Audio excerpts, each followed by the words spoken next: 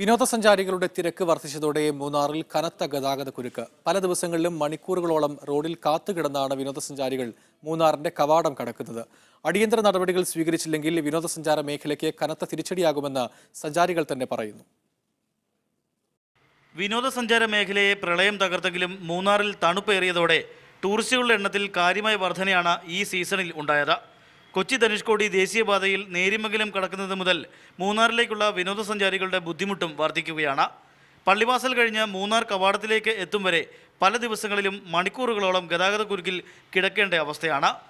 Old Munnar കടന്ന് മൂന്നാർ ടൗണിലെത്തിയാൽ സ്ഥിതി അതിലും വഷളാകും. Our one full day is waste. What we have to do? Should we come for tourism in Munnar or not? Actually, we have to think twice before coming to Munnar. Is such type of traffic jam and all these regulations, they should plan the traffic in a regular way. This is not the thing. All tourists are getting troubled by this. നമ്മളൊരു പ്രതീക്ഷിച്ച് ഫാമിലിയൊക്കെ ആയിട്ട് വന്നതാണ്. ഒരു 2 days ആണ്. അപ്പോൾ അതിനകത്ത് ഒന്നും ഒരു 1 day പൂർണ്ണമായിട്ടും നമുക്ക് ഒരു കാര്യവും സ്പെൻഡ് ചെയ്യാനോ അല്ലെങ്കിൽ അങ്ങോട്ട് ജസ്റ്റ് ടൗണിലേക്ക് പോലും അവർ എൻട്രി ചെയ്യാൻ അവർ സമ്മതിക്കുന്നില്ല. എന്തായാലും ഞങ്ങളെ സംബന്ധിച്ചിടത്തോളം ഒരു ഫുൾ ഡേ ഒരു ക്രൗഡും ഫാമിലി അടക്കം ഞങ്ങൾക്ക് എല്ലാവർക്കും ഫുൾ ഡേ വേസ്റ്റാണ്.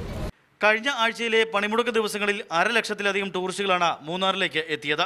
മൂന്നാറിലെ പ്രധാന വിനോദസഞ്ചാര മേഖലയായ Rajamala, Mattupetty, echo point, Kundala, top station എന്നിവിടങ്ങളിലേക്ക് മണിക്കൂറുകൾ ഗതാഗത കുരുക്കിൽ കഴിഞ്ഞാൽ മാത്രമാണ് വിനോദസഞ്ചാരികൾക്ക് എത്താനാകുന്നത്.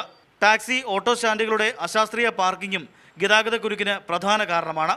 വിനോദസഞ്ചാരികളുടെ വാഹനങ്ങൾ പാർക്ക് ചെയ്യാൻ മതിയായ സൗകര്യവും ടൗണിലെ ട്രാഫിക് പരിഷ്കാരവും ഉടനടി നടപ്പാക്കിയില്ലെങ്കിൽ ടൂറിസം സീസണ് വലിയ തിരിച്ചടി ഉണ്ടാകുമെന്ന് മൂന്നാറിലെത്തുന്ന വിനോദസഞ്ചാരികൾ തന്നെ പറയുന്നു.